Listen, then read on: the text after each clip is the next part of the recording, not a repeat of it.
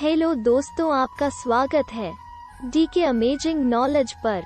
आज हम आपको बताने जा रहे हैं कि कौरवों पांडवों को अस्त्र शस्त्र की विद्या देने वाले गुरु द्रोणाचार्य की महाभारत में कैसे हुई थी मृत्यु थी। अगर यह जानकारी आपको पसंद आए तो हमारे चैनल को सब्सक्राइब करें और वीडियो को लाइक करें। तो शुरू करते हैं। महाभारत में जब अश्वत्थामा मारा गया, यह कहा गया, जीत कर भी हार गए पांडव। द्रोणाचार्य को संसार के श्रेष्ठ धनुर्धर में से एक माना गया।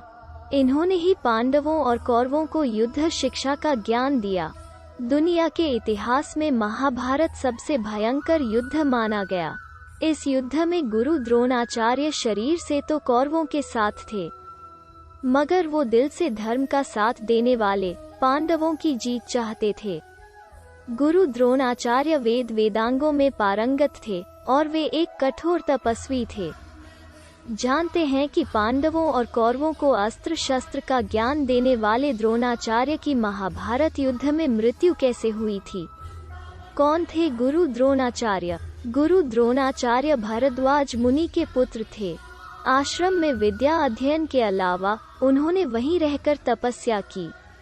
गुरु द्रोणाचार्य का विवाह शरद्वान मुनि की पुत्री और कृपाचार्य की बहन कृपि से हुआ था। इनके पुत्र का नाम अश्वत्थामा था।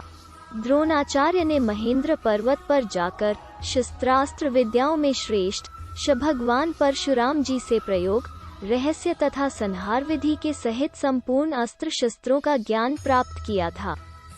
महाभारत के युद्ध में गुरु द्रोणाचार्य कौरवों की तरफ से लड़े थे।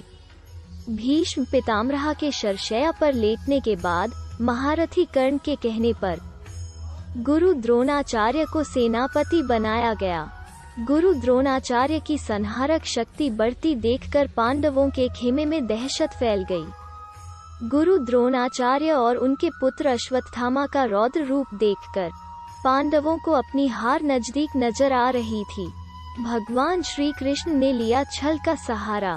पांडवों की ऐसी स्थिति देखने के बाद भगवान श्री कृष्ण ने भेद का सहारा लेने के लिए कहा। इस योजना के अनुसार युद्ध में ये बात फैला दी गई कि अश्वत्थामा मारा गया, मगर धर्मराज युधिष्ठिर झूठ बोलने के लिए राजी नहीं हुए।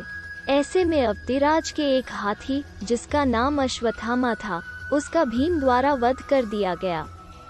युद्ध भूमि में अश्वत्थामा की मृत्यु की खबर आग की तरह फैल गई। गुरु द्रोणाचार्य स्वयं इस बात की पुष्टि करने के लिए युधिष्ठिर के पास आए, मगर जैसे ही धर्मराज ने उत्तर दिया कि अश्वत्थामा मारा गया, परंतु हाथी भगवान श्री कृष्ण ने उसी समय शंखनाद कर दिया।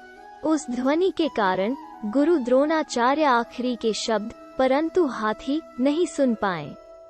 उन्हें ये यकीन हो गया कि युद्ध में उनका पुत्र अश्वत्थामा मारा गया।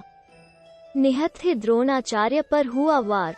अपने पुत्र की मृत्यु का समाचार सुनने के बाद गुरु द्रोणाचार्य ने शस्त्र त्याग दिए और रणभूमि में ही शोक में डूब गए।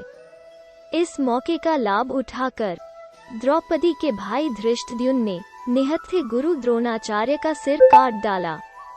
अश्वत्थामा को मिली इस छल की जानकारी। अश्वत्थामा को जब इस घटना के बारे में पता चला, तब उसके गुस्से का कोई पारावार न रहा। दुहक और क्रोध से भरे अश्वत्थामा ने प्रण लिया कि वो पांडवों के एक भी पुत्र को जीवित नहीं छोड़ेगा। अपने पिता की छल से हुई मृत्यु का बदला लेते हुए अश्वत्थामा ने कोहराम मचा दिया। पांडव महाभारत के युद्ध में विजय जरूर हुए, लेकिन अश्वत्थामा ने द्रौपदी के एक भी पुत्र को जीवित नहीं छोड़ा।